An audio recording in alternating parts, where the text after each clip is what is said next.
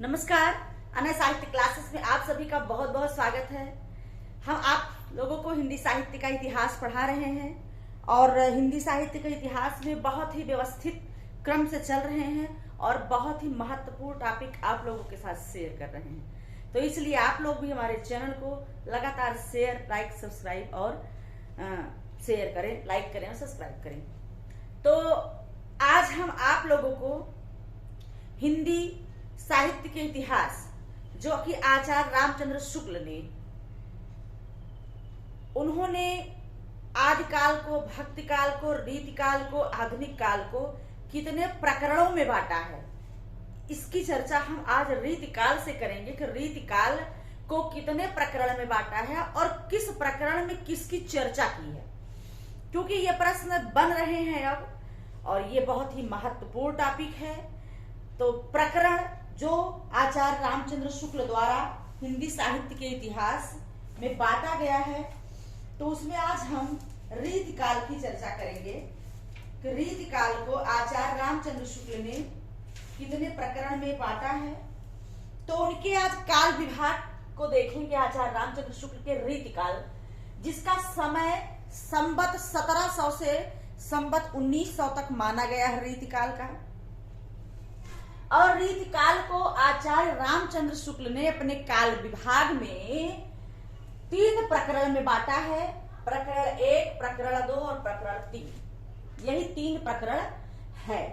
हिंदी साहित्य का इतिहास आचार्य रामचंद्र शुक्ल का ग्रंथ है, आप जानते ही हैं। और हिंदी साहित्य को पढ़ने के लिए ये बहुत महत्वपूर्ण किताब है, बिना इसके कुछ हो नहीं सकता।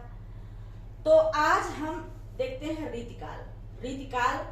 काल विभाग पे इन्होंने कितने प्रकरण में बांटा है। तो पहला प्रकरण है सामान्य परिचय। रीति काल कैसे शुरू होती है, इसके प्रवर्तक आचार्य कौन है, किस ग्रंथ को माना गया है। सामान्यतः इसमें सारे आचार्यों की चर्चा, उनके महत्वपूर्ण ग्रंथों की चर्चा करते हुए रीति काल की शुरुआत करते हैं। तो सामान्य परिचय प्रकरण 1 में है, ठीक है। दूसरा है प्रकरण 2।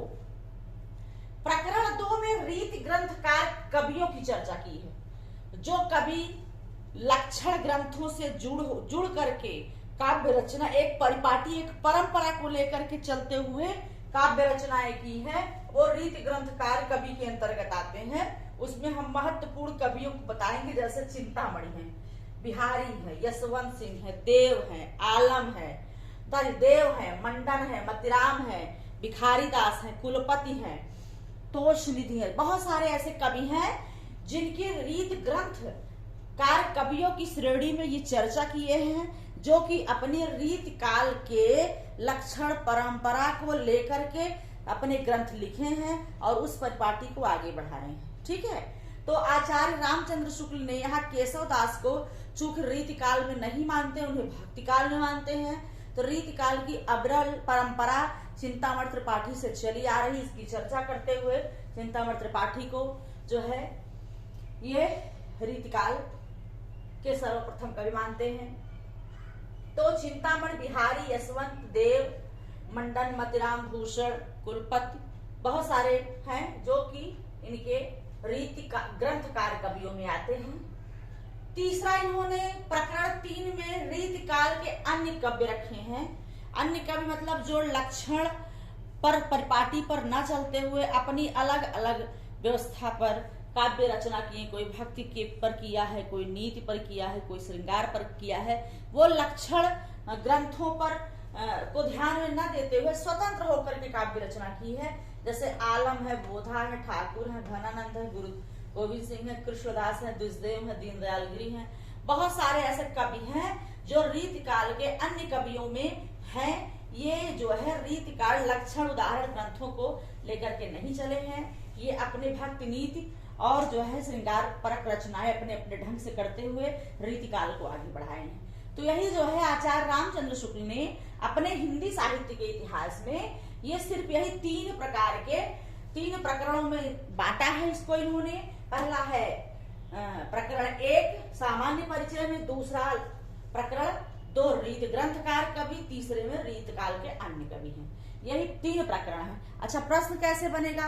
प्रश्न इसमें बनता है, प्रकरण यह पूछ लिया कि रीत ग्रंथकार कवियों को आचार्य रामचंद्र शुक्ल ने अपने हिंदी साहित्य के इतिहास में किस प्रकरण में रखा है। तो अब आपको यही देखना होगा, रीत ग्रंथकार कवियों को प्रकरण 2 में रखा है। किस में रखा है? 2 में। अब पूछ लिया रीत काल के अन्य कवि हैं, फुटकल कवि किस में है? तो ये अन्य कवि ये जो है आएंगे प्रकरण 3 में। तो हिंदी साहित्य का इतिहास का ये जो है आचार्य रामचंद्र शुक्ल का काल विभाग है, रीतिकाल का, बहुत महत्वपूर्ण है। इसको आप देखेंगे तो आप कवियों का भी थोड़ा परिचय आपको हो जाएगा और इसकी व्यवस्था आपको समझ में आ जाएगी कि आचार्य रामचंद्र शुक्ल का किस प्रकार से काल विभाग है। आज की कक्षा में इतना है। अगली कक्षा में फिर आपसे हम मिलेंगे दूसरे टॉपिक के साथ। तब तक के लिए धन्यवाद।